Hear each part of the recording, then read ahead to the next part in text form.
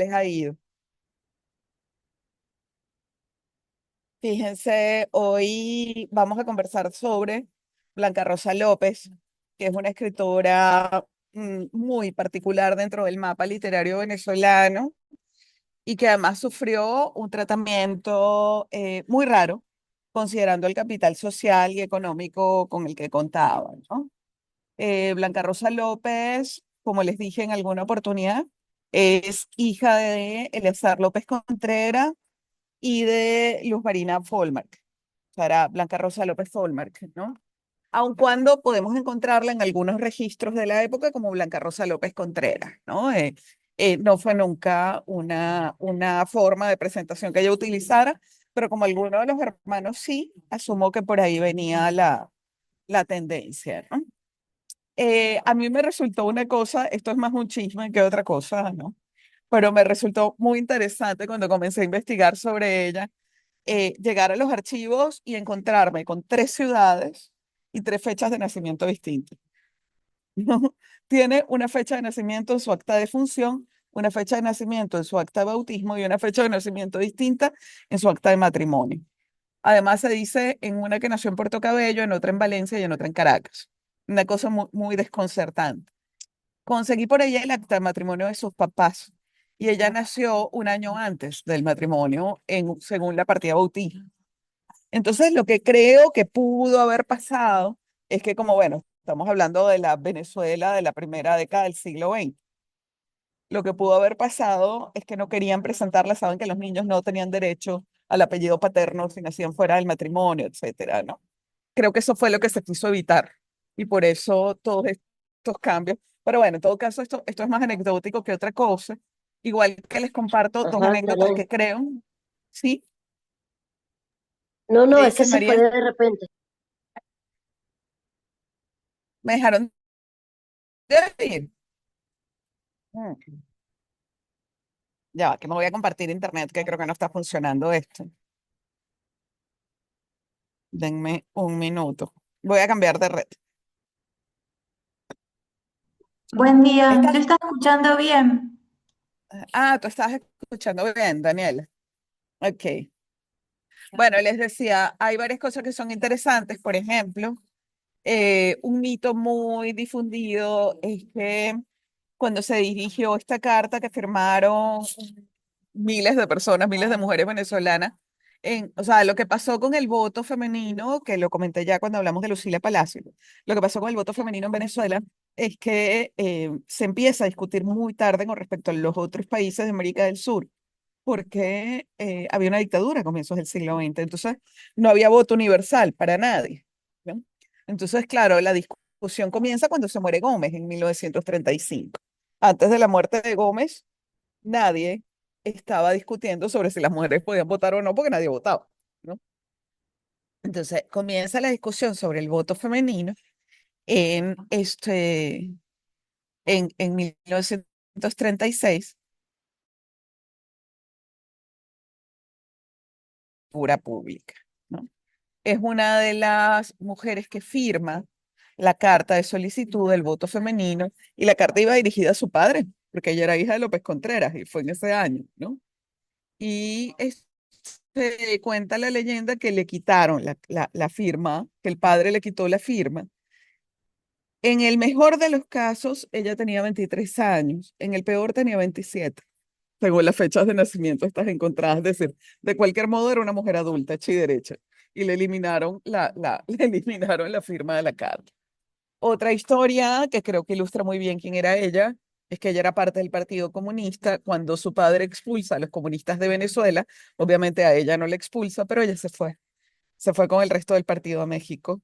Y ahí escribe una de las novelas de las que hablo en Ni contigo ni sin ti, que se llama Hechizo y Emboscada, porque precisamente en México, conociendo el Partido Comunista de México y una serie de cosas que ocurren con el Partido Comunista venezolano, se desencanta del machismo en los partidos, de las organizaciones políticas, de cómo el voto femenino y la participación política de las mujeres nunca fue una prioridad.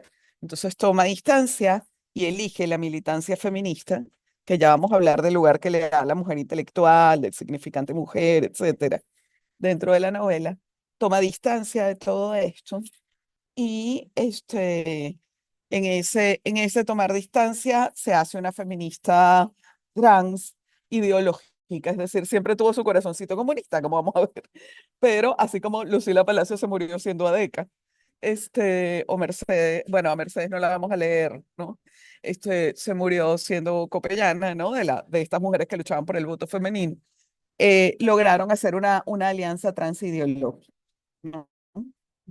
Bien, ¿qué ocurre con esta novela? La primera cosa que me sorprende mucho es el aval que le da Olivares Figueroa, ¿no? Un crítico, pero bueno, tan machista que en el prólogo se ve, que le dice de todo a Teresa de la Parra y a cuanta mujer haya escrito, ¿no? Le dice de todo, sin embargo, goza Blanca Rosa López del favor de esta novela, de este crítico, ¿no? A mí me parece sumamente interesante pensándola en diálogo con Cubagua y pensándola en diálogo con Damaso Velázquez, la novela de Antonio Arraiz, porque yo siento que ella, una de las primeras cosas que hace, más allá de que es una novela llena de personajes tipo, de los que ya vamos a hablar, yo siento que ella como que de algún modo diversifica las identidades femeninas. Y claramente para ella, la posición económica, o sea, las clases sociales, la interacción de clases, etcétera, claramente para ella eso era fundamental. O sea, eso definía una identidad, era una marca de identidad importante, ¿no? Bien, cuéntenme ustedes y luego sigo hablando yo, que aquí tengo todas mis notas sobre Blanca Rosa López. ¿Qué les pasó al leer el texto? ¿Cómo se sintieron? ¿Qué encontraron? Ujú. Alguien me dijo por ahí que no le gustaba el nivel de descripción. Creo que fue Mónica. Yo decía, bueno, es muy positivista, o sea, necesita que conozcamos todo, como toda la tendencia positivista está haciendo como un examen científico de la sociedad o pseudocientífico y necesita presentarnos todo un nivel de detalle que claro, hace como menos efectiva la narración, ¿no? Si estamos pensando en eso. Bien.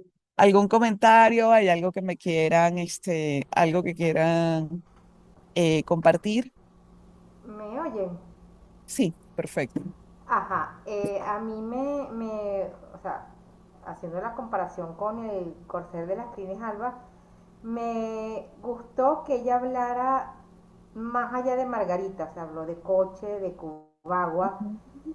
de las rancherías, de los caseríos más olvidados en las islas más lejanas de lo que es la Nueva Esparta Central.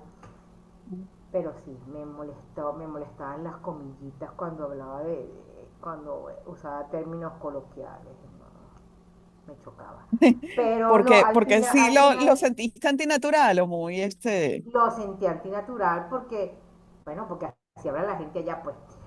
Pero después sí le agarré el hilo y me hizo evocar muchas cosas en La Guaira hay muchos margariteños y me hizo Ujú. evocar muchas cosas que, claro, cuando yo era niña las viejitas usaban ciertos términos, me los recordó. Eso de que se enfocara en los caseríos me gustó mucho porque es la vida dentro de Coche, de Cubagua y de la pesca de perlas que sigue siendo así, bueno, no sé ahora, pero por lo menos hace unos 8 años que fui a Margarita seguía siendo así. Y que al final sigue siendo así, es lo mismo, no hay agua, eso parece un pueblo sin ley y ahí no hay un gobernador, o sea, el gobernador es un mirón de palo, el problema de que viven en una isla y que todo lo llevan para allá, o sea, cuando un kilo de queso cuesta aquí en Valencia, no sé, 6 7 8 dólares, allá cuesta 12 15 pues esas cosas me gustaron al final. Y bueno, hice también la comparación de el personaje este Ramón, que al final huye también ¿están oyéndome? ¿O se cayó? Sí, Mónica, te escuchamos. Bueno, eso, que al final, al igual que en el corcel de las Crines Alba, el personaje huye por toda una cantidad de circunstancias que son ajenas a su voluntad, pues, y queda también abierto al final de, bueno, este es el seguir siguiendo de la vida de Margarita. Esa fue mi apreciación, pues, de la novela.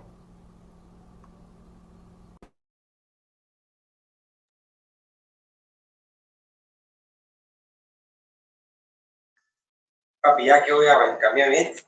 Voy a cambiar. No, mire, papi.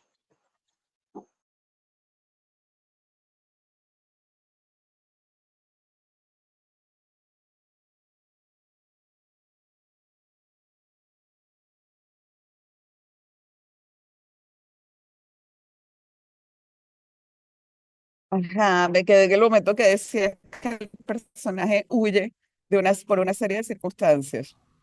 Sí, bueno, igual deja abierto un poco la trama, pues, o sea, es un círculo, pues Ramón es un personaje, pero hay miles de Ramones en Margarita, en Coche, en Cubagua, todavía hoy, Claro. 60 años después, pues 70 años después, no sé, esa novela se escribió que en el 45 o Cierto. 47. Ajá, incluso ella hace referencia a artistas internacionales, a los buques nazis que se hundieron ahí en Margarita, que todavía están ahí, pues. Yo les iba a mencionar ¿Cómo? yo les iba a mencionar esa parte en diálogo con lo que planteaba, que yo les iba a mencionar eso en diálogo con lo que planteaba Lucila Palacio, en Ah, diálogo con el abuso de, ajá, bueno, pero no, sigue, no, o ajá. sea, sí muestra, ella evidencia en este libro, o sea, el hecho del empoderamiento de la mujer para ese momento, ¿no? Y presenta, o sea, presenta una sociedad donde la mujer empieza a ejercer un liderazgo que en el caso de la historia tiene que ver con la distribución del pescado, ¿no? Y con el proceso de organizarse y el sindicalismo, ¿no? Es Y como con el hecho de convertir la isla, así como las zonas mineras, que era lo que yo les decía, yo hablo desde mi experiencia familiar en Huesipati, como la minería, al igual que la pesca, implica que el pueblo o la zona se convierte en un espacio homosocial, donde las ajá, mujeres, encima es un momento en el que se acaba de terminar la guerra, la Segunda Guerra Mundial, las mujeres ajá, salen, tienen que salir a trabajar con un trabajo remunerado, pues quiero decir, han trabajado toda la vida las mujeres, pues, comienzan a cobrar por su trabajo porque alguien tiene que cumplir esas funciones. Y aquí se ve muy claramente. El hombre está pescando, yo tengo que vender, distribuir la figura de la marera. A mí me parece que ajá. es fundamental, ¿no? Uy, sí, sí, En esa redistribución de las funciones sociales, ¿no? A sí. partir De hecho, de luego, la pesca. ajá. Ujú. De hecho, luego me sorprendió cuando contrasta que todavía hay hábitos colonialistas cuando describen que todavía se da el trueque de indias por reses. Eso me sorprendió enormemente en ese momento, ¿no? Que todavía existían esos hábitos colonialistas, ¿no? Patriarcales, ¿no? Y el hecho de cómo también evidencia esos inicios migratorios por la crisis económica y política que se evidenciaba en ese momento, ¿no? O sea, realmente a mí el libro me Bueno, pero es sorprendió. que ahorita acaba de decir, me parece que fue Mónica, me parece que Mónica acaba de decir, en La Guaira hay Sí. mucho margariteño, ¿no? Y bueno, en alguna cosa que estuvimos revisando, por algún motivo tuvimos acceso a la historia de mi familia paterna, que es maracucha, y vimos también que se dio, sí, en el 19, no estaba Gómez todavía, un proceso migratorio de Margarita, que además nos estábamos riendo mucho porque un amigo margariteño dice que el mundo empezó en Margarita. Pero sí, o sea, vemos que la diáspora que hubo en Margarita, más allá del chiste, fue Ujú. considerable, ¿no? Es llegar a La Guaira o llegar a Maracaibo o llegar a cualquier otro lugar, porque ese proceso de aislamiento que representa muy bien Blanca Rosa López, ¿no? Esa imposibilidad de acceder a la riqueza nacional y a todo, condujo a la diáspora, ¿no? Que se refleja al final de la novela. Sí, sí, Ujú. y ya para finalizar, me encantó cómo también evidencia esos procesos culturales con la oralidad, ¿no? De Ujú. la isla, los cantos de los pescadores, eso me fascinó. Y después, dentro del parafraseo de la lectura, me recordó el nombre de este seminario, ¿no? Ellas Ujú. frente al mar. Entonces hice la anotación donde ella dice, la noche era fría, serena, bellísima, como no podía hacerlo sino en la pequeña isla del Caribe, ¿no? Esa es su mirada, ¿no? De ella estar frente al mar desde ahí y observarlo con una riqueza descriptiva muy linda, porque a pesar de esa descripción muy política y muy visceral que ella da, tiene también aspectos narrativos muy poéticos y muy lindos que hace ver el libro de una manera más profunda. Realmente Claro. yo quedé encantada con ella y bueno, Pero estuve, fíjense que además el positivismo de ella se distancia del positivismo de Gallego, porque Gallego siempre sí, construye este personaje que va a arreglarlo todo, que por supuesto es un sujeto letrado. En el caso de ella sí hay, por supuesto, un discurso positivista, de todo lo ah, demás, pero la solución es conjunta. Y yo creo que eso se ve mucho por la marca politizante de la que habla Carmen, que yo creo que es lo primero que se a la vista cuando nos acercamos a este libro, ¿no? sí, Ujú. ese es mi punto de conexión y de lo que analicé, profe. Es muy lindo y además yo creo que queda muy claro esta idea de Duchesne del archipiélago. Aquí queda muy claro. Ah, miren, Nazaret, que es la única que está en el mismo lugar que yo, tiene un café del mismo tamaño. Aquí no se puede estar ahorita así. Amanecimos con un frío pelón, ayer hacía 3 bajo cero y veníamos de estar a 15, 16 grados. Entonces ustedes se imaginan ese bajón de temperatura de pronto, ¿no? Bueno, Bien, podemos, Alba. podemos promediar Ajá. con los 37 grados centígrados aquí en Ah, Valencia. bueno, no, o sea, temperatura pingüino o de camello, pero no, de persona como que no. El Vanelis, dinos.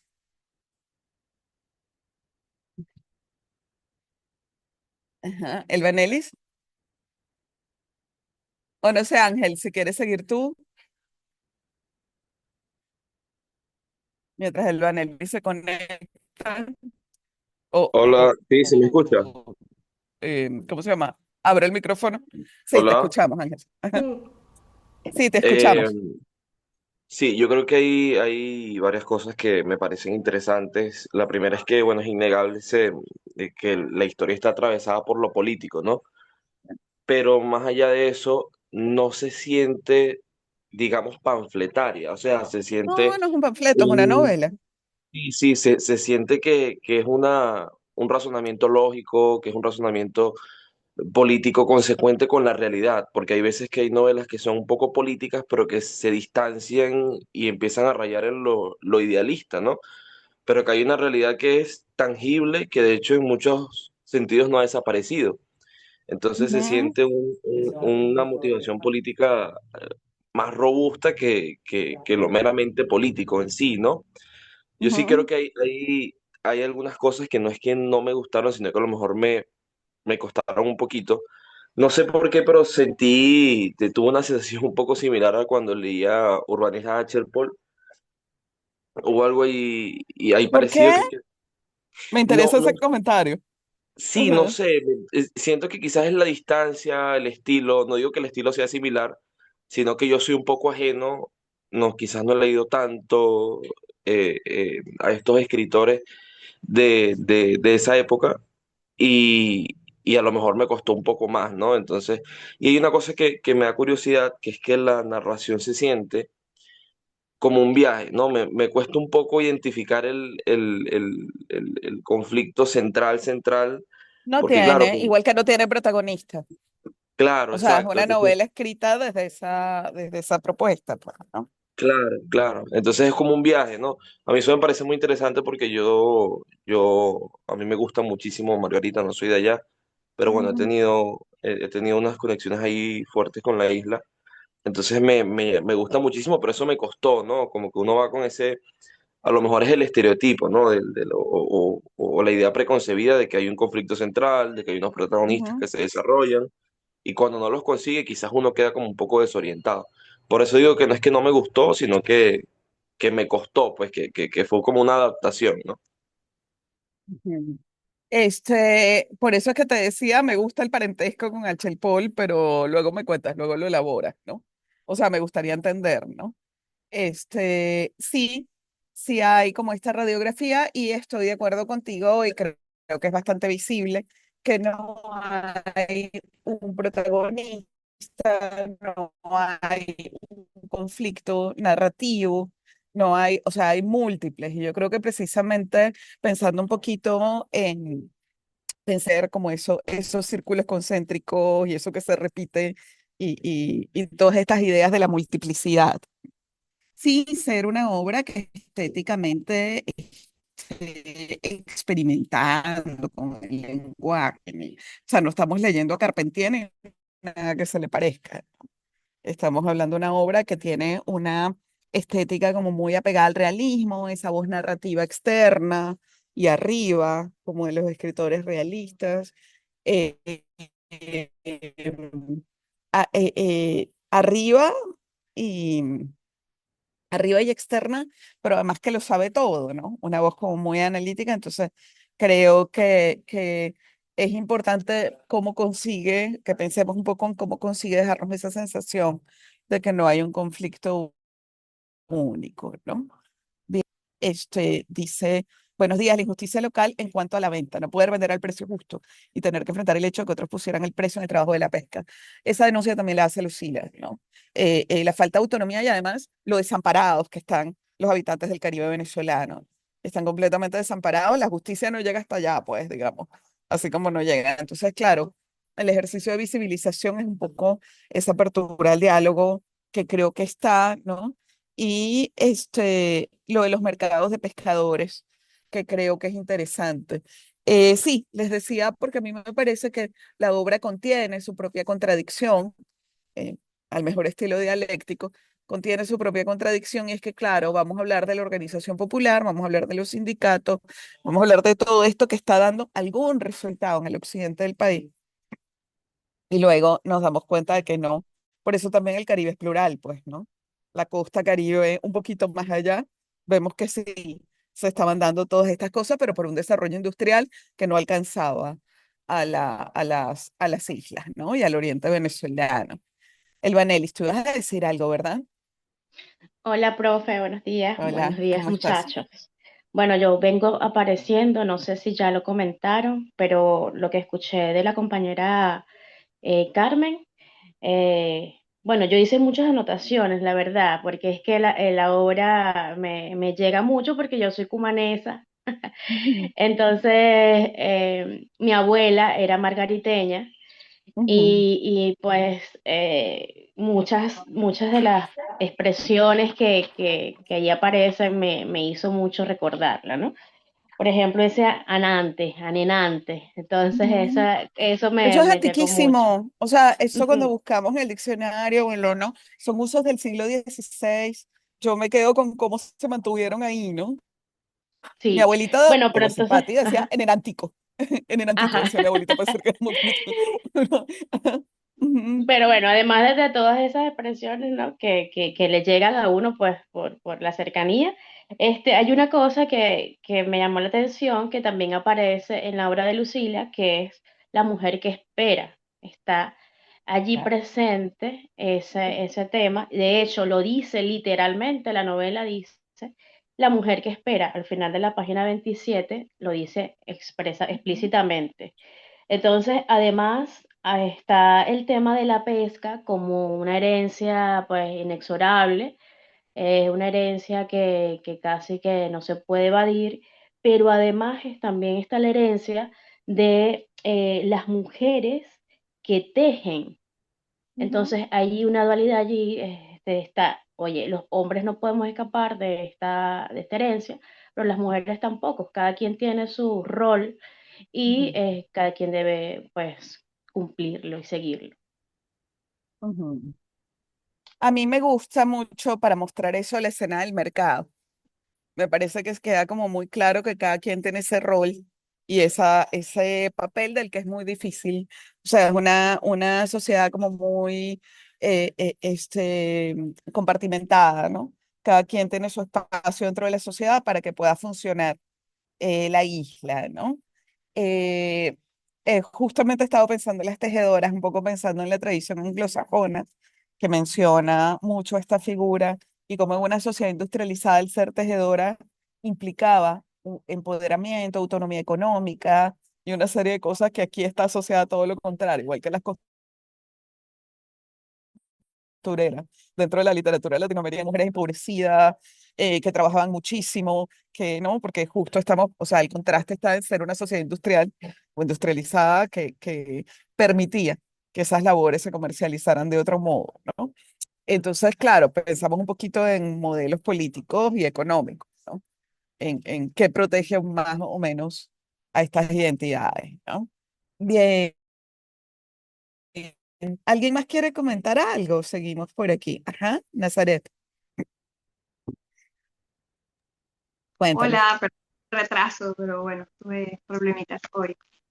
Ujú. Nada, hoy una cosa que me gustó mucho porque bueno, mi abuelo era galeronista, entonces claro, está esa Ajá, cosa de la utilización de la música o de las coplas, de los galerones, como siempre hay una revancha cultural, ¿no? Como a la autoridad, la única forma que había, digamos, establecida y que podía permanecer, siento yo que para expresar la disconformidad con algo era a través de la música y a pesar de lo opresivo que era, porque bueno, la policía, los estados, no sé qué, tenían esa posibilidad como esa pequeña ventana de subversión que era la música y el cantar, ¿no? Como claro, cómo tergiversan, por ejemplo, la letra del Robalo, ya te conozco Robalo por el camino que vas, entonces a mí me parece que aunque siento que está un poco caricaturizado, quizás, no sé, sí siento que ese peso que tiene en ese momento de la novela, me parece que hay una reivindicación allí de la expresión cultural como un arma, quizás, ¿no? O como un escape más que un arma. ujú. A mí me gusta mucho cómo lo recoge, pero sí es cierto que se puede ver como mm, o sea, se puede entender que Blanca Rosa López tiene como una suerte de mirada etnográfica, o sea, que está recogiendo como curiosidades de Margarita y no realmente representando, dialogando con esto, ¿no? Pero yo creo que el registro es importante al margen de eso. Ujú. Sí, Sara, Hola, buenos días a todos. Bueno, yo, sinceramente, ¿cómo pues estás? estos días han sido un poco cuesta arriba en el trabajo porque trabajo en un colegio y todo el proyecto de Navidad me ha tenido un poco consumida, entonces no pude terminar el libro, llegué hasta la mitad. Pero también, como mis compañeros, también algunas notas que me parecieron, destacables de, de la Ok. lectura. Ujú, Entre esos, pues, creo que no lo ha mencionado nadie hasta ahora, y fue algo también muy chiquito, pero que a mí me llamó poderosamente la atención porque no es un libro que está encaminado hacia mostrar ese aspecto como de la realidad venezolana, que tiene que ver más bien como con el misticismo, que fue la parte en la que se mencionó que en la playa de una concha se había manifestado como la imagen de una virgen y que las personas estaban ahí alrededor mirando esa revelación que se había presentado de la virgen. ujú, Y Pedro llegó emocionado a decirle a Rosa que fueran a ver a la Virgen, que le pidieran a la Virgen ser felices, como asumieron con una naturalidad entregada absoluta que ahí sí se había manifestado una Virgen y que ujú, ellos tenían que prácticamente el deber de ir a pedirle que les realizara sus deseos. Entonces, creo que es interesante cómo nosotros como venezolanos no nos podemos escapar de eso, de lo que para nosotros representa todo lo religioso, está presente en cada parte de nuestra vida, ujú, incluso cuando no pretendemos que sea tan evidente, está en todo lo que hacemos. Entonces, eso ujú. por un lado. Por lo otro, también me llamó la atención eh, la parte en la que Santos eh, empieza a sentir como una cierta insatisfacción hacia Rosa, que ella no la entiende muy bien, ¿no? Y tampoco sentí como que el narrador externo nos pudiera hacer comprender bien de dónde venía esa animosidad, eh, pero que también de cierta forma la orienta hacia el hecho de que si Rosa se fijara en un mejor pretendiente, pues ellas también podrían tener un nivel de vida distinto. Eso es algo que Santos valora porque ya tiene como una gran experiencia de vida que le permite como darse Ujú. cuenta de cuáles son las desventajas de cantarse por el amor. Y Rosa, pues es la Claro. contraparte, es la parte joven, es la parte que tiene ilusiones, que no valora todavía tanto la parte material porque ha estado resguardada por una señora que ha dedicado su vida a cuidarla y a ver por ella. Entonces, claro, ella todavía no siente esa presión de que tiene que también eh, preocuparse por la parte material de las cosas. Entonces, eso por un lado, y también me llamó mucho la atención, esto sí creo que lo mencionaron, pero lo mencionaron más bien fue por la parte de del el dialecto, de cómo ella transcribió el dialecto de la señora, que en este momento se me acaba de ir el nombre, Ñu algo. Es la señora Ñu algo, pero en este momento no recuerdo la otra parte Ujú. de su nombre. Entonces, que nos decía que nos Andrea. estaba contando la historia de cuando perdió a su hijo. Entonces ella ahí Mm. hace otra vez un comentario político en donde dice que ella intentó ir por la justicia, por la parte legal, para que se hiciera justicia de castigar a los asesinos de su hijo, pero ella hace mención de Ujú. que que en su situación de pobreza pues realmente no la determinaba. Entonces, pues eso habla también de cómo nuestra escritora percibía la justicia que va de mano de la burocracia y también del desinterés hacia las personas que no tienen influencias. Claro, y además de eso, la poca agencia, yo siento que tienen mucha más agencia los personajes de Lucila, finalmente. Aquí hay como una suerte de desesperanza en ciertos sectores y la poca agencia que se les atribuye, no permite pues que haya una salida tan clara para quienes permanecen. Les iba a comentar algo. Que si me apuran, también caricaturiza el habla. O sea, no solo es el habla margariteña, sino el habla de todos los que llegan a la isla, ¿no? Entonces, claro, no creo que haya habido ese gesto, pero sí hay una distancia intelectual, construye esta voz narrativa, sí hay una distancia intelectual entre el lugar desde el que habla la autora, la voz, ¿no? La voz narrativa, la autora ficcionalizada, desde el lugar en el que habla hacia esta representación de las identidades nacionales, ¿no? Ujú. Daniela.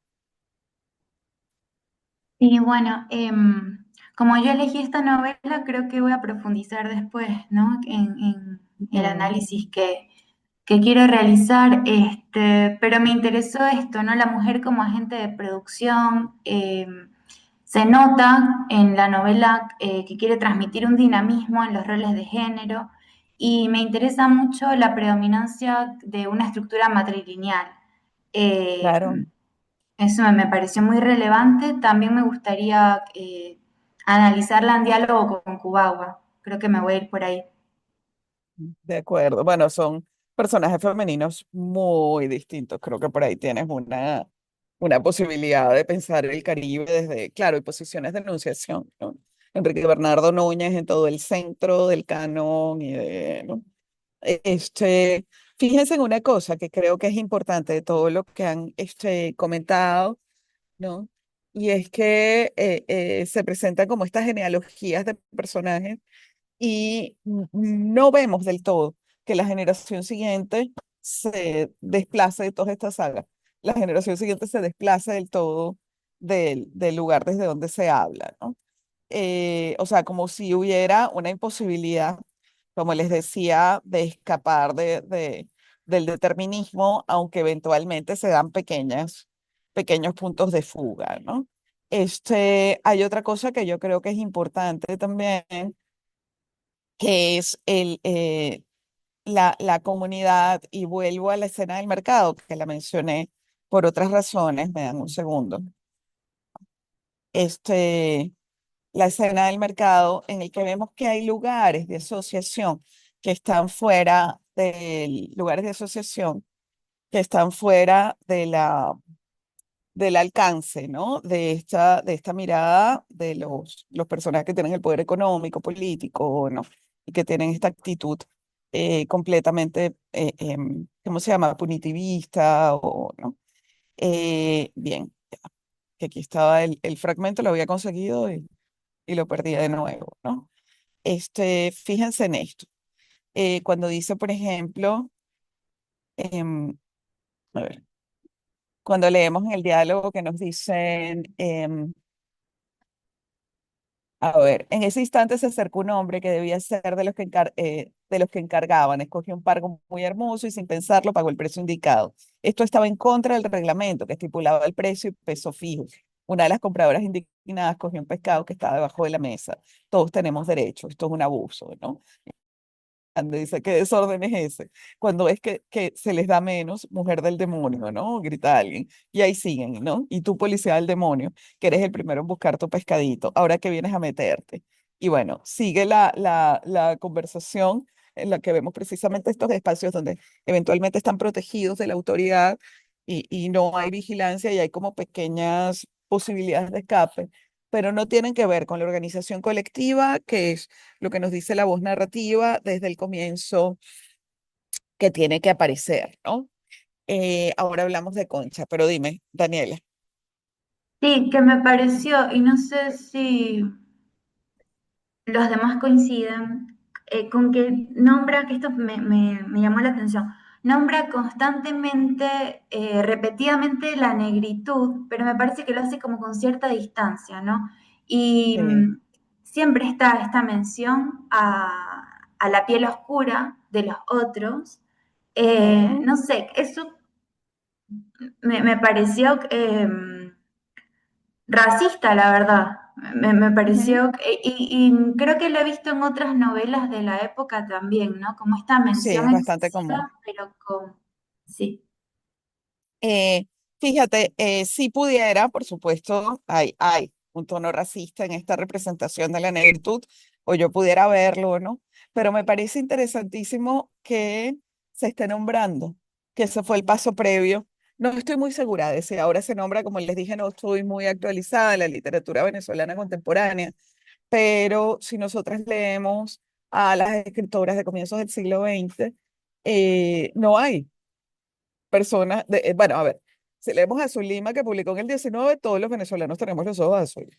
Todos. O sea, ella está en una casa y llegó no sé qué con sus ojos celestes y el otro con los ojos azules. ¿No? Es una cosa muy divertida. Yo no sé si ustedes han leído a la escritora nigeriana que se llama Chimamanda Adichie.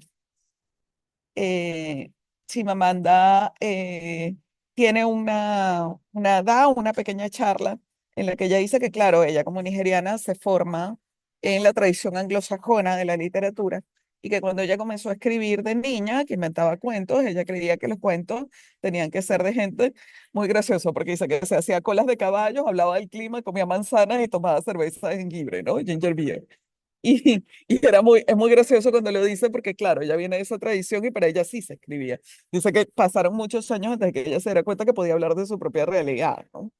Asumo que por su momento histórico, etcétera, su Lima estaba formada en esta tradición decimonónica de escritoras europeas y por eso todos los venezolanos tenemos los ojos azules, porque su historia se desarrollaba en Caracas. Pero, ¿de quién, Ángel? ¿De cuál? ¿De Chimamanda o de... Ah, de nigeriana, sí, sí, de Chimamanda. Sí, tengo varias, ella es muy chévere, es muy interesante. Este, y, y claro, lo que les decía, este blanqueamiento muchas veces viene porque dentro del imaginario no está la posibilidad. Ya en los años 20 o 30, si nosotros leemos Ifigenia, está presente y ciertamente los personajes negros eh, son vistos, o sea, la descripción pudiera sonarnos a simple vista racista, pero es un poco más complejo, porque la negritud, estos personajes están en el lugar de la bondad, de la comprensión, son muy cercanos, entonces es bastante, o sea, se remarca mucho el... ¿Qué pasa con Blanca Rosa López? Que es una cosa que yo creo que es bastante común con los escritores que comparten con ella su tendencia ideológica. Siempre está la figura salvadora. Entonces se ubica al otro personaje como en un lugar de pasividad, ¿no? Que es algo que vemos permanentemente y creo que eso es interesante de pensar también. O sea, ciertamente hay un gesto racista, no lo voy a discutir, pero creo que es más complejo que solamente la forma como lo nombra, ¿no? Y sobre todo que se están insertando estos personajes. O sea, no representa un esclavo contentísimo de haber estado esclavizado, como en Kumboto, ay, qué chévere, el tipo que me compró y me vendió, qué buena persona es. Pero sí hay una distancia intelectual que creo que marca cosas importantes, ¿no? Bien, sí, les voy a pasar a Chimamanda. Muy chévere. Aquí me están hablando del analfabetismo. ¿Cómo vieron esa representación? Porque yo creo que si hay una fe, Eh, si hay una apuesta por el sujeto letrado dentro de la historia. Ajá. ¿Quién iba a decir algo? El Vanelis. ¿Quién habló? Habló alguien, pero no sé quién fue. sí, Nurieli. ¿Quién fue? Ajá. bueno, no sé. No, fue el Vanelis. Sí, Ajá, sí, dime. bueno, no, sí, lo de yo noto acá que hay un desdeño tal vez hacia hacia la educación, o hacia el interés por la educación, porque es que ellos no le ven sentido, porque ¿para qué estudiar? ¿Para qué si eso no nos sirve ahora? A nosotros nos sirve el trabajo, tenemos que trabajar. Entonces, Ujú. eso me llamó la atención. De hecho, a ver si no se me fue. Eh, bueno, ahorita no lo encuentro, pero es que sí, es el desdeño hacia la educación, hacia la escuela, ¿no? Cómo ven la Ujú. escuela, la figura de la escuela como innecesaria. Es que objetivamente no se ve. O sea, me refiero objetivamente al personaje. Objetivamente no le ve alguna utilidad para discutir, para insertarse en los espacios de toma de decisiones, ¿no? Entonces, la institución está resquebrajada, la institucionalidad está resquebrajada en esta novela por completo. No solo es la escuela, en general no hay confianza en la autoridad, no hay confianza en casi nada, ¿no? Pareciera que es algo muy venezolano desde entonces, no confiar en ninguna institución. Y, y bueno, aquí se representa como muy claramente, ¿no? Sí creo además que hay como una reivindicación por parte de la autora con cierta distancia, vuelvo a decir lo mismo, de otros saberes, ¿no? Que haya una reivindicación de otros saberes bueno, que claramente se ve en cómo resuelven algunas cosas. Sin embargo, cuando nosotros vemos cuáles son los personajes que tienen la posibilidad de sobrevivir, o sí, de sobrevivir más allá de la existencia cotidiana, ¿no? Cuando vemos cuáles son los personajes que tienen la posibilidad de sobrevivir, son los que han tenido más acceso a la información, a la educación en torno a la administración de ciertas cosas, ¿no? Hay dos puntos que creo que son interesantes con respecto a eso que comentábamos. Hay dos puntos que creo que son interesantes destacar. Eh, el primero es cómo pareciera que hay un orden económico distinto al que está dominando en el resto del país. O sea, la misma isla conserva una serie de prácticas para generar dinero para la venta, la compra, ¿no? Unas más éticas que otras, ya hablaremos de eso, pero lo que sí queda claro es que no está inscrito en este proyecto de modernización que se está llevando a cabo. O sea, si nosotros leemos un diario de Caracas, cualquiera, hasta el más progresista, Fantoches o ahora, vamos a ver que se nos está hablando de modernización, de crecimiento, de industrialización, de formalización, ¿no? Y el contraste es muy grande dentro de estas prácticas económicas y de este orden social que parece estar aislado, ¿no? Aquí dice, los pescadores comían solo arepas y pescado. Bueno, esa denuncia está en las novelas de la tierra. Quienes producen la comida son quienes tienen menos acceso a los alimentos, ¿no? En las novelas de la tierra, y les hablo de todo el continente. Si leemos una novela de la tierra peruana, es más o menos lo mismo, ¿no? También me Eh, parece que hay una desvalorización del trabajo artesanal.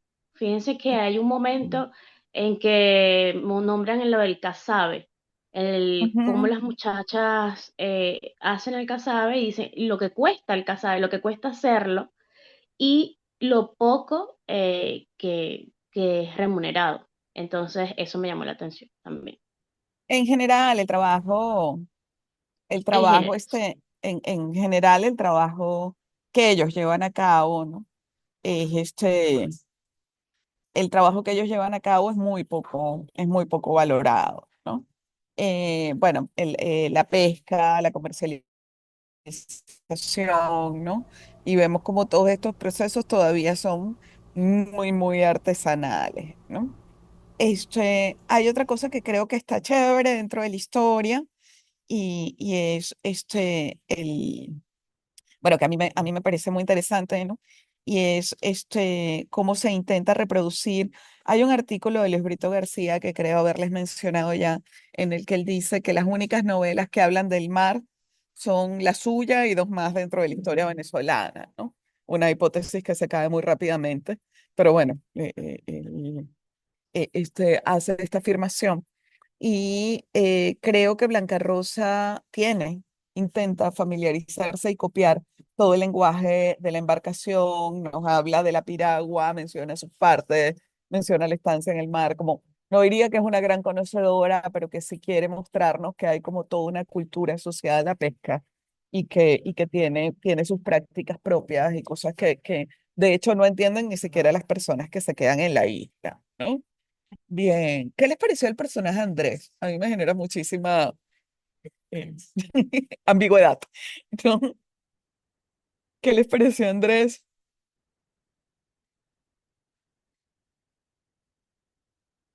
Yo creo que o sea, como una pequeña, les voy a leer un fragmento y luego lo comentamos, ¿no?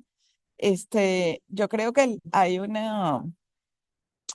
es una relación ambigua, pero yo creo que hay una pequeña de la obra en este personaje que es la generación siguiente, ¿no?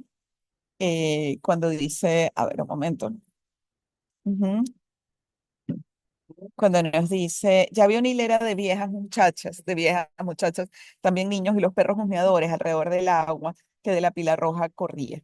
Algunas mujeres se voltearon a mirar quién llegaba. ¿Qué tal, mujer? Dijo Irene, la mujer de un pescador, amigo de Andrés, su hijo. Bien, comadre, ¿no? Él no está, pero es mencionado, ¿no? Y todo el tiempo es como la referencia a partir de la cual se definen otras identidades, ¿no? Como que la identidad relacional de la mujer está ahí. Y a mí me parece que este personaje es como la pequeña esperanza de Ekta, de todos los demás, ¿no? este, de como que pudiera cambiar algo a propósito, ¿no? Esa generación siguiente, aunque no se ve con mucha claridad. Y bueno, la que sí creo que tiene la agencia y la capacidad para cambiarlo todo es la mujer intelectual. Yo no la llamaría intelectual, la mujer letrada, mentira. Creo que tiene una posibilidad de transformar, pero claro, desde lo micro, desde el acompañamiento a sujetos y particulares, ¿no? A individualidades. No es que tenga la gran agencia a generar una política, poner orden en la isla, cambiar el no, pero sí puede como salvar, y vuelvo a lo que decía antes sobre el discurso de la autora, salvar pequeñas individualidades. Dime, Ángel. Sí, yo creo que eh, quizás en relación a toda la novela prácticamente hay una cosa que me llama la atención y es el retrato de la desesperanza, pero además una Claro. desesperanza asumida como parte de la realidad y además la humanidad que florece en medio de esa desesperanza, ¿no? Yo Ujú, creo que es algo que tenemos todos los venezolanos muy vigentes, quienes no estamos en grandes ciudades, recordamos en 2016 o 2017, que fueron los años más duros de la crisis económica, pasajes muy similares de una persona que llega a la casa y dice, bueno, esto es lo que tengo, no vengo nada, no vendo nada, no sé qué va a hacer de mi vida. Y se crea como ese ambiente que vamos poco a poco naturalizando. Y sin embargo, ujú, alejándose también del cliché, yo creo que retrata con naturalidad esa hospitalidad del margariteño. Que de hecho hay un punto, ujú. si mal no recuerdo, es Vicentica, que se presume que está enferma y Concha se la lleva incluso, Eso sin es, tener... eso, justamente decía, eso es lo que te decía de Concha, ¿no? de la mujer letrada, como tiene la capacidad de salvar pequeñas individualidades, ¿no? Ese es uno Claro. de los episodios en los que se ve. No tiene la agencia suficiente ni el poder, pero tiene algún capital simbólico para que confíen en ella y alguna agencia para poder ayudar, ¿no? En pequeños espacios. Ujú. Sí, Ángel, te interrumpí. Yo- No, no, no, eso, que me parece que hay varios eh, momentos donde florece esa humanidad, ¿no? Sin mal no recuerdo, también hay un punto donde ella dice, no vengo a vender nada, busco hospitalidad, de hecho, creo que usa la palabra.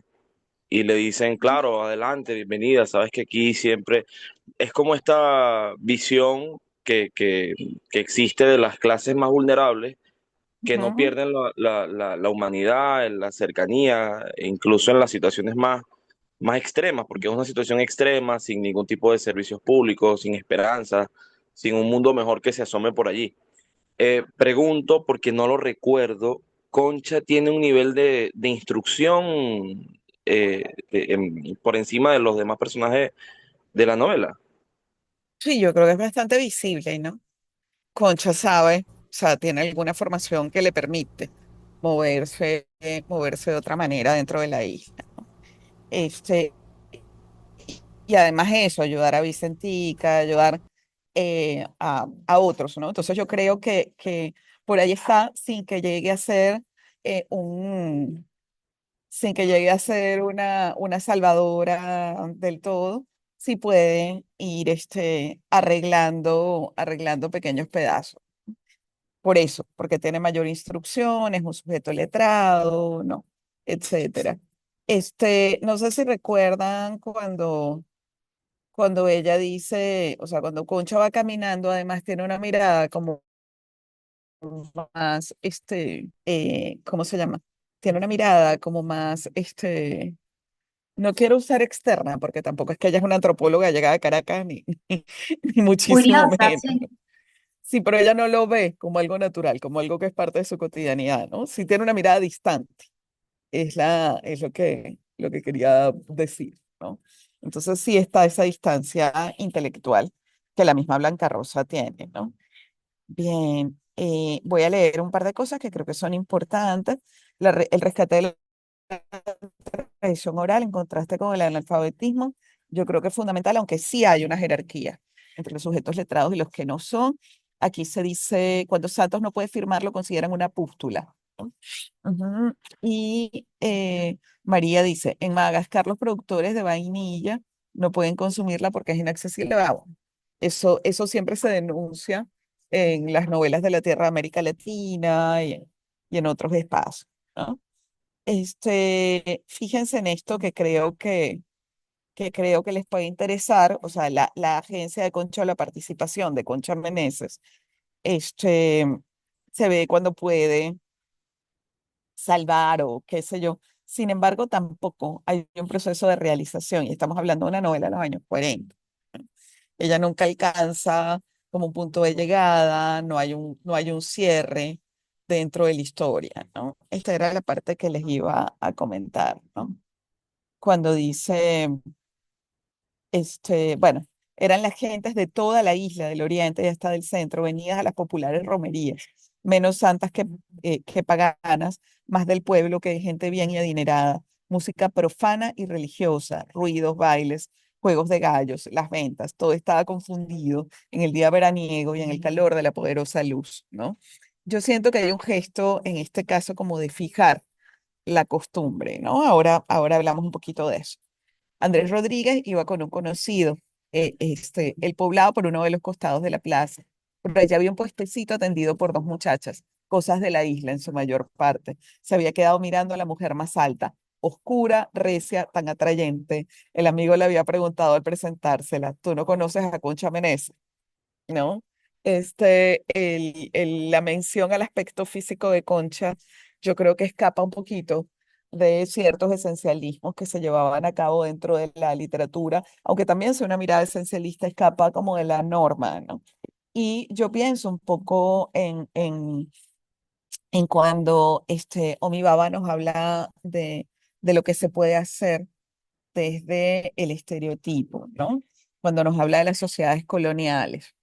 Sí es la cotidianidad, pero yo creo que la está fijando. Los gallos, la verdad, al nombrarlas y al describirlas de esa manera, tiene una mirada como un poco folclórica, ¿no? Como, bueno, esto es una mirada como de, ¿no? El punto es que les decía que estaba este texto de Baba que habla de las sociedades coloniales y que es estupendo, en el que se habla de los estereotipos, ¿no? De cómo el ser nombrado desde el estereotipo puede adquirir, puede apropiarse de ese estereotipo y rodarlo o cuestionarlo, ¿no? Entonces, yo siento que Blanca Rosa López, sin decir ni que es una identidad subalterna o no en todos los espacios, o no, se está encargando de hacer eso sobre muchas cosas que recaen, como reproducir los estereotipos y movilizarlos un poquito, ¿no? Entonces está la mujer oscura, como le dice ella, porque además es interesante esa gradación, ¿no? Esta mujer, ¿no? Y resulta que es la mujer más bonita, más atractiva, más productiva, ¿no? Como que está esta movilización pequeña, aunque no deja de haber una mirada externa, ¿no? A mí me interesa mucho, Daniela, lo he estudiado como en varios textos, esto que nos hablabas de la intersección finalmente, ¿no? Entre raza y género, ¿no? Bien, además me parece que es interesante eh, cómo, cómo Concha cuando llega a la casa, a la casa donde están los niños y está esta niña enferma, etcétera, ella está un poco como incómoda, desconcertada, ¿no? En el fragmento dicen, bueno, llega y ve a todo el mundo como gritando, corriendo. Así que siempre está esa pequeña frontera que hace que ella no pertenezca del todo, ¿no? Entonces, claro, creo que en este gesto de responder a los estereotipos, Blanca Rosa López termina construyendo, por supuesto, un nuevo estereotipo, de eso no hay ninguna duda, pero termina construyendo este personaje que es bastante inusual dentro de la literatura venezolana del siglo XX, ¿no? Yo no sé si a ustedes les pasó, pero yo recuerdo que en Pobre Negro, cuando la leí la primera vez, eh, cuando leí por primera vez este Pobre Negro, recuerdo que el momento eh, del embarazo que menciona, que menciona Gallego, pero que no menciona Gallego precisamente, ¿no? A mí me dejaba la sensación de que a mi libro le faltaban páginas, estaba en el liceo. Y yo decía, pero ¿cómo es esto de que ella salió a caminar y está pariendo en la página siguiente? O no. Me parecía porque, claro, es innombrable ese encuentro sexual entre el hombre negro y la mujer blanca. Siento que Blanca Rosa López un poco está desdiciendo, ¿no? Como toda esta clasificación y fragmentación y tratando de contaminar las identidades nacionales, ¿no? Bien, hay dos cosas además que me parece que son interesantes. ¿Cómo les parece que es la relación con el pensamiento no cartesiano, con el pensamiento que no es lógico? ¿Les parece que Blanca Rosa tiene una mirada descalificadora o creen que lo asume como parte del todo o cómo lo ven? Cuando todo el mundo reza, piensa ¿no? en, en estas cosas, porque yo creo que, o sea, no sé si ustedes recuerdan cuando hablamos de Lucila Palacios, siento que Lucila como que de algún modo le da la razón a la bruja teniendo alguna forma de conocimiento y creo que perdón, creo que Lucila valida algunos otros marcos epistémicos desde donde generar conocimiento y cómo vivir, ¿no? Sin embargo, recuerden este fragmento cuando dice en aquellas islas del Caribe, dice, mi madre, ¿desde cuándo se ha avisado a la sanidad? Y desde que empezó a caer la lluvia está así y han hecho nada, ¿no? Rezongó María Meneses. Rosa, mientras tanto, contemplaba el quicio de la puerta, encomendándose a los cielos entre gusto y regusto de tabaco. Llegado a aquel nivel, se estacionó el agua, las onditas se quedaron estáticas sin atreverse a traspasarlo. La solitaria y vieja Rosa respiró mientras repasaba el cielo despejado. Ese sí ha sido un milagro de la Virgen del Valle. Los vecinos trabajaron hasta muy tarde, entrada la noche, sacaron el agua de las casas y abrieron las zanjas de las calles de abajo y bueno, siguen hablando de la inundación. Y lo que me parece interesante es el último comentario de Jesús. Mañana muy temprano voy a ver al ingeniero para ver qué hacen de esto. ¿Sí? El contraste entre el ingeniero, que es el sujeto intelectual por excelencia, ¿no? El nuevo intelectual que postula la industrialización, ¿sí? Es la solución que encuentra Jesús desde su lógica un poco más cartesiana, yo no diría, ¿no? Y para los otros, el hecho de se alivia la inundación rezando a la Virgen del Valle. Entonces, no sé cómo percibieron ustedes este contraste. Si quieren comentar alguna cosa antes de que yo diga a mí. No quiero mediatizarla, pero aunque pase. Ujú. Bueno, yo puedo. ¿Me oyen? Sí, sí, te vimos. A mí me parece que es normal, es la idiosincrasia del venezolano. O sea, en un mismo grupo de personas alguien hace alusión a algo fantástico religioso, mientras otro sabe bueno, que el ingeniero tiene una solución técnica. Sin embargo, todos lo perciben como parte de un todo, o sea, todo forma parte de nosotros. Por si acaso vamos a rezarle a la Virgen, porque no se sabe, pues.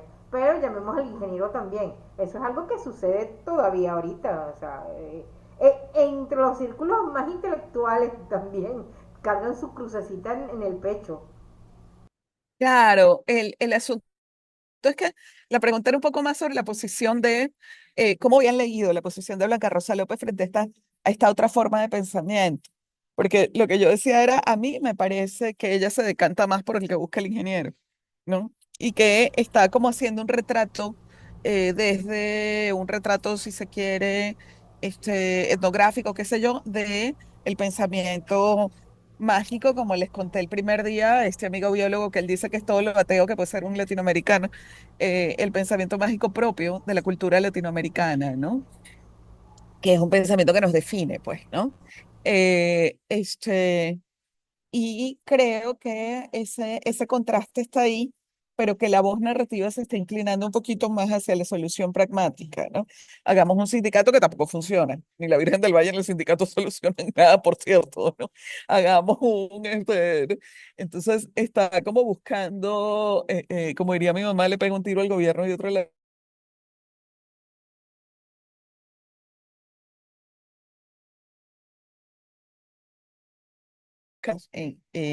epistémica sobre el fenómeno, tratando de generar algún conocimiento desde ahí, pero en ambos casos el conocimiento es insuficiente, ¿no? Vi por ahí una mano levantada, pero no sé quién era. Ujú. Bueno, un poco será, no sé si quieren hacer algún otro comentario sobre este contraste entre el pensamiento como más positivista y el pensamiento, el pensamiento más positivista y el pensamiento mágico, sino seguimos, ¿no? Este, hay además una cosa que me parece súper interesante de la representación del trabajo femenino, ¿no? Al margen de Missy Andrea, es evidente que el trabajo femenino remunerado es indispensable para el funcionamiento de la isla y la inserción de la mujer en el mercado laboral. Y esto me parece importante, ¿no? El hecho de que las mujeres vendan su fuerza de trabajo. em, Creo que es interesante en contraste con las representaciones de la época. Estoy hablando de, por ejemplo, Dinora Ramos, que es muy contemporánea. Tiene un cuento que se llama La bailarina y es una mujer que se frustra porque se casa, porque ella quería ser bailarina y no pudo, y no. Este, entonces creo que es una de las cosas que marca muy bien la zona Caribe venezolana como un lugar singular en el que estas prácticas, o sea, como que más rápidamente se dio la inserción y la remuneración. Crisnel,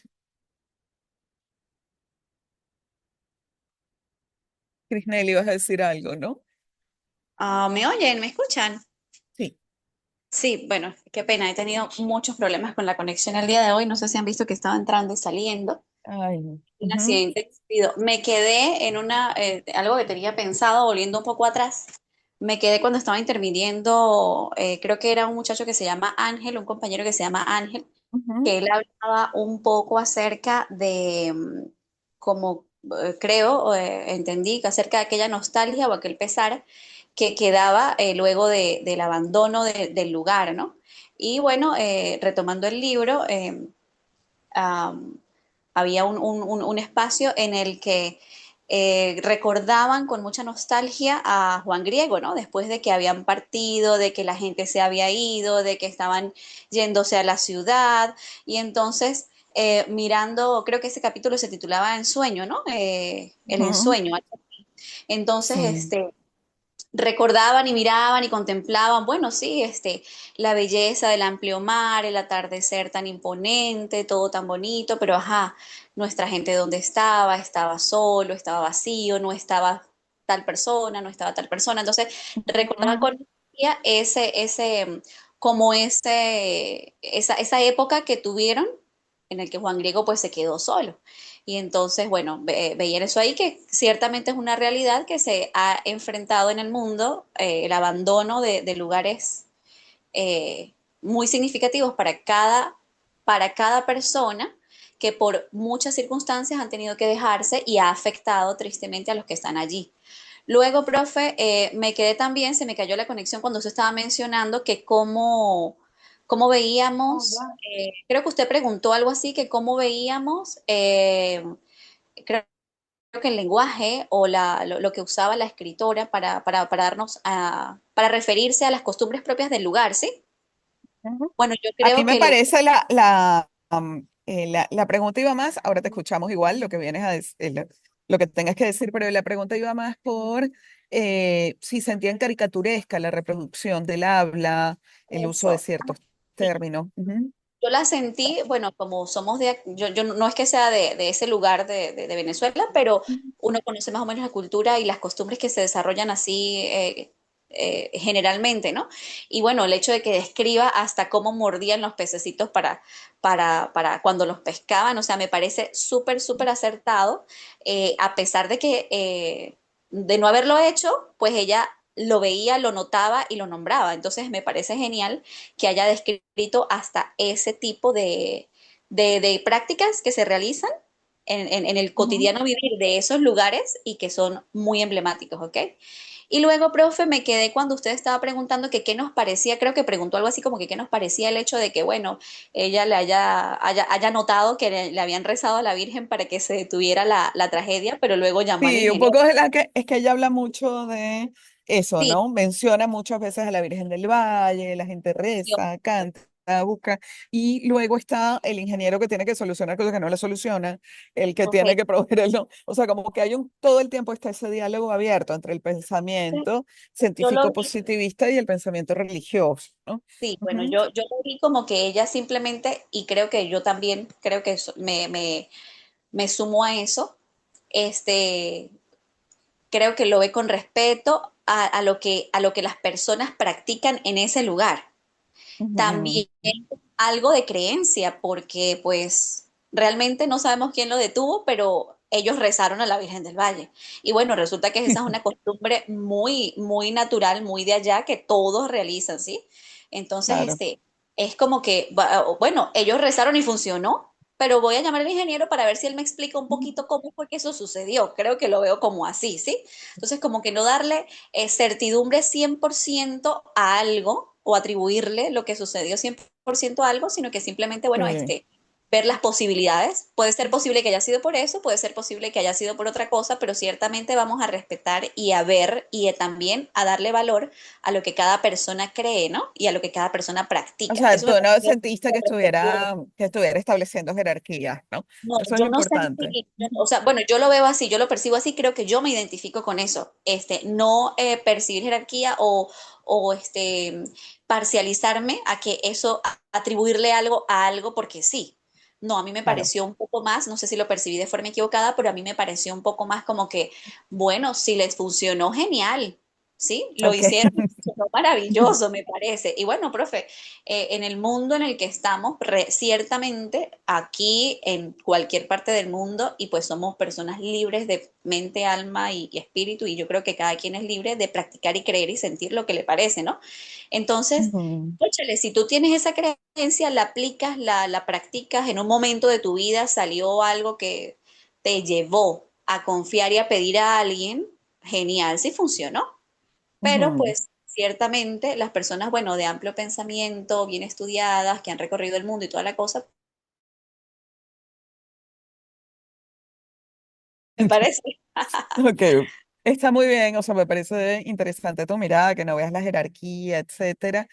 Hay una cosa que les iba a comentar también, que no sé por qué se me pasó, cuando estábamos hablando de esta voz narrativa distante, cercana al realismo, analítica, que todo lo sabe, ¿no?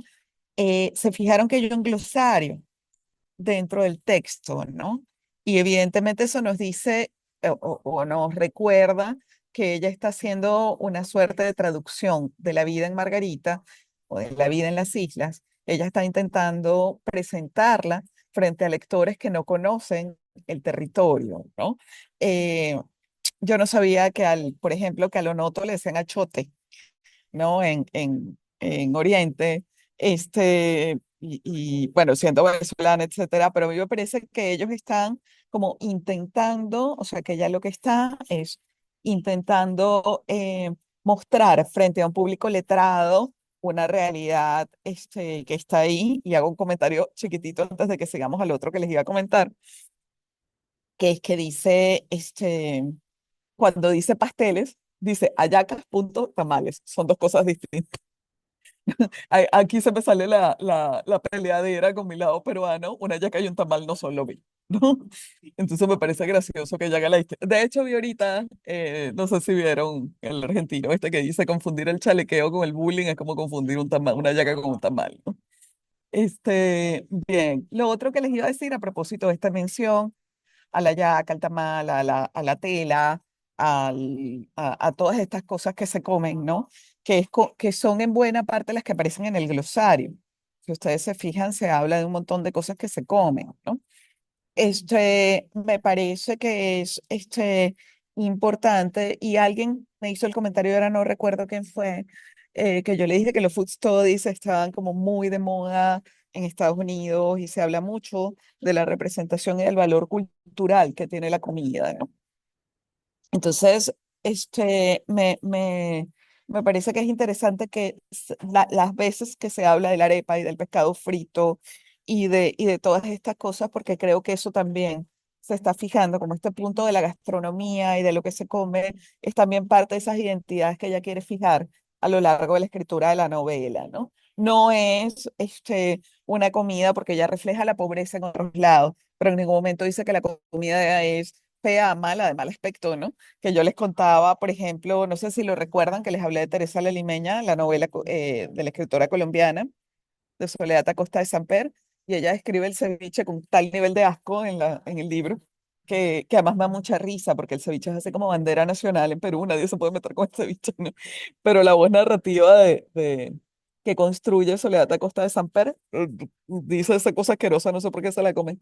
Y creo que aquí es interesante porque nos están hablando de pobreza, de nutrición, de vivir al margen, de todas estas cosas, pero la comida es tratada con cierto respeto, y nos dicen, bueno, se sentó y nos dieron pescado y arepa, y no es algo que produzca ningún malestar al leerlo, ¿no? A ver, aquí dice, que aquí están escribiendo algo más. Ajá. Pienso que hay una normalización de ese pensamiento, ¿no? Es un pensamiento que nos retrata como pueblo, sin duda, ¿no? A Laura dice que hay palabras que no conocía, y bueno, es interesante porque finalmente somos venezolanos aunque de otro lado, ¿no? Y hay un montón de palabras que igual Aripo no la había escuchado, no sabía lo del achote, no sabía, ¿no? Ajá, aquí está el comentario de Krishnel, que ya lo hizo en voz alta. Eh, ¿Qué tan popular fue la novela en su momento, Ángel? Eso es súper interesante porque esta novela fue alabada por la crítica, pero yo creo que no circuló entre los lectores masivos, ¿no?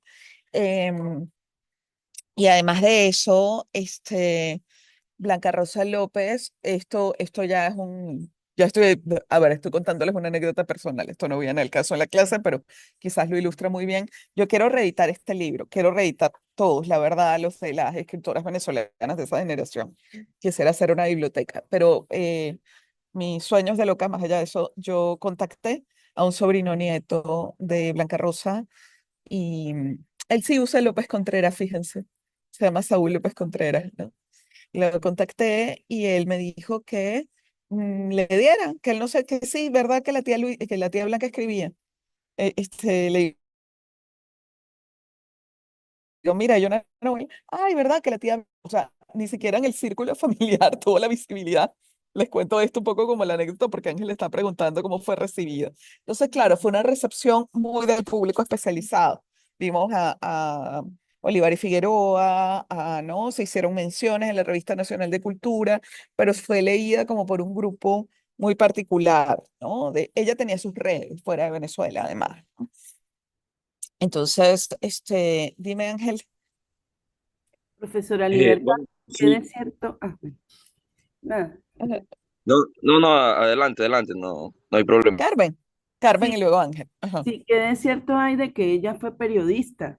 Porque es muy poco Tiene, es muy poco lo que se consigue de la biografía de ella, ¿no? Pero lo poco que se consigue hacen alusión de que ella era una periodista de viaje. No sé qué es y cierto tiene de esa información. incluso juntó sus crónicas en un libro.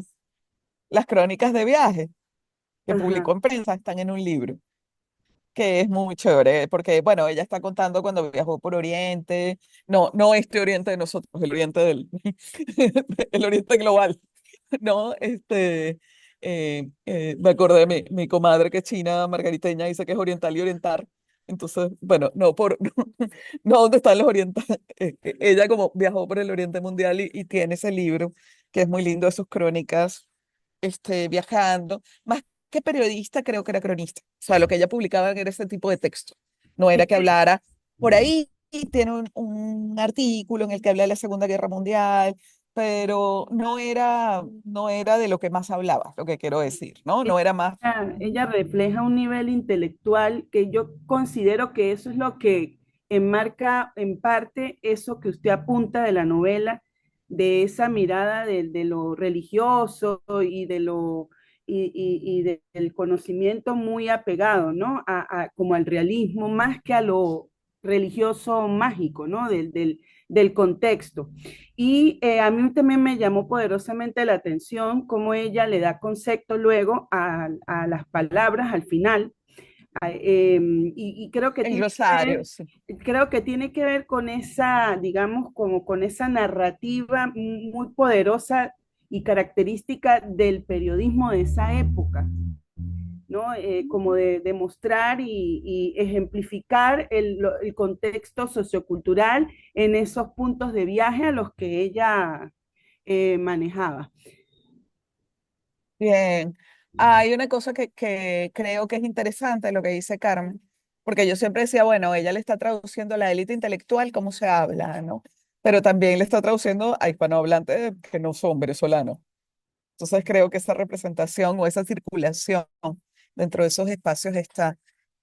Otra cosa, cuando me hablabas del nivel intelectual y de qué sé yo, ella introdujo el braille, la escritura braille en Venezuela, por ejemplo. Fue una de las cosas que hizo en un momento determinado, en uno de sus viajes a Estados Unidos. Tomó, también están, cuando les dije el desastre de la fecha de nacimiento, he logrado conseguir como varias fichas de ellas de viaje, en los barcos y qué sé yo, y en todos aparece con una edad distinta. O sea, es un gran misterio ver en qué momento nació, ¿no?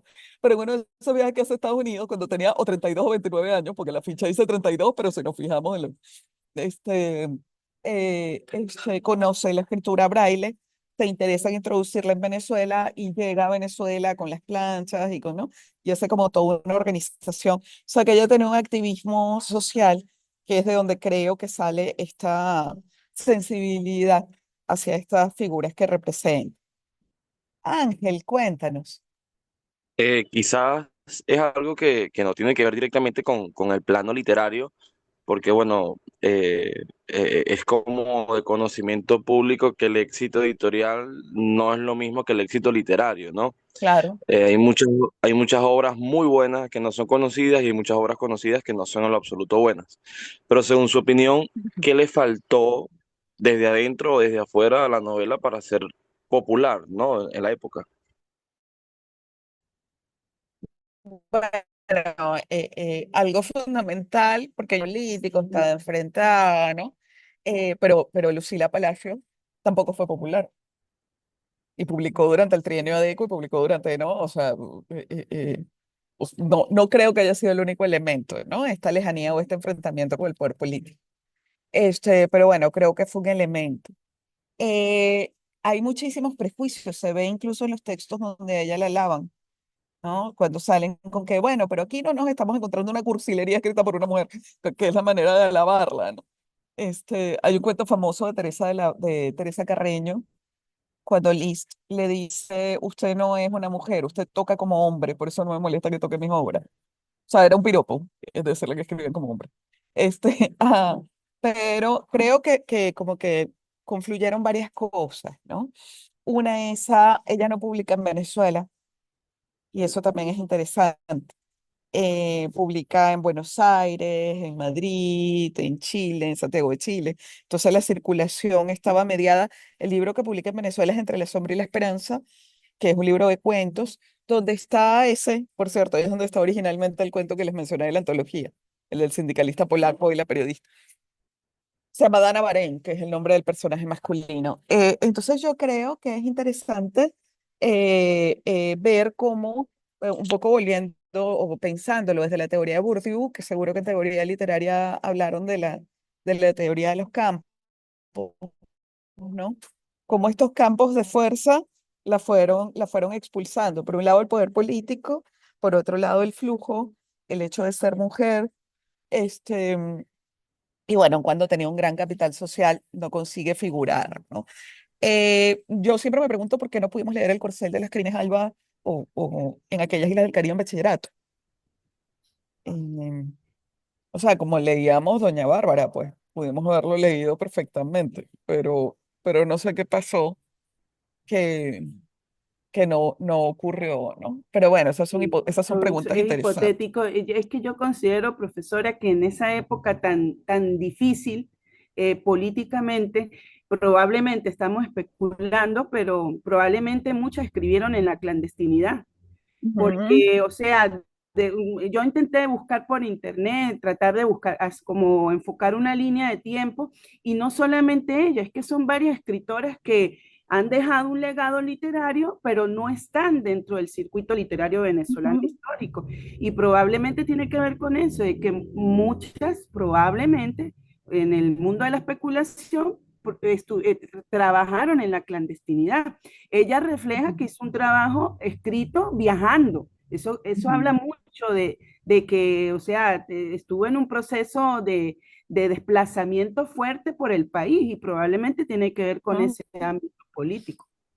Sí, hay una cosa que es, como te dije, viajó por los dos orientes haciendo el trabajo, pero sí es cierto que no tenían el aval, no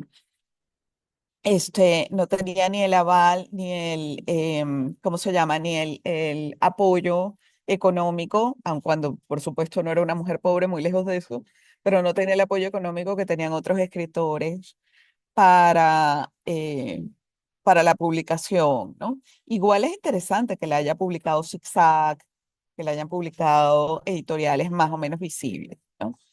Bien, fíjense, me preguntan por ok, ese libro no se termina, el último de ella, más allá de estos muros, se termina llamando Los Ausentes. Aparece en 1961, no lo tengo digitalizado, pero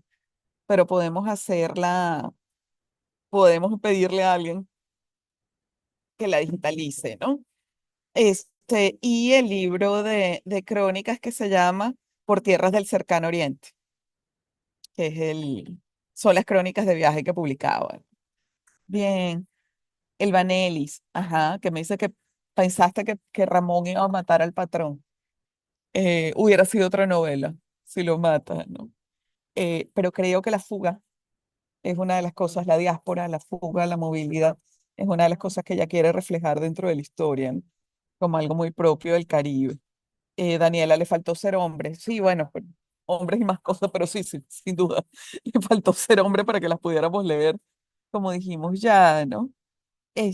Y em, claro, uno de los presidentes andinos, bueno, se los cuento a ustedes que son andinos en su mayoría, el chiste de cuando Carlos Andrés Pérez ganó las elecciones, que él decía que cuando ganó le dijeron que sea con votos seguimos en el poder, ¿no?